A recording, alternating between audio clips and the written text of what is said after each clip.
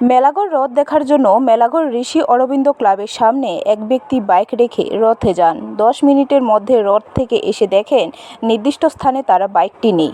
ঘটনার বিবরণে জানা যায়, বড়দোয়াল গ্রাম পঞ্চায়েতের 2 নম্বর ওয়ার্ডের মুসলিম উদ্দিন নামে এক যুবক গতকাল সন্ধ্যার দিকে পালসার 150 তার নিজস্ব বাইক নিয়ে মেলাঘর ঋষি অরবিন্দ ক্লাবের সামনে বাইকটিকে লক করে হ্রদে যান। 10 মিনিটের মধ্যে আবার হ্রদ থেকে ফিরে এসে দেখেন বাইকটি নেই। লক ভেঙে চোরের দল বাইকটিকে চুরি করে নিয়ে যায়। সঙ্গে সঙ্গে বাইকের মালিক মুসলিম উদ্দিন মেলাঘর থানাকে জানালে মেলাঘর থানা বাইকটিকে উদ্ধারের জন্য এখনও চেষ্টা চালিয়ে যাচ্ছেন।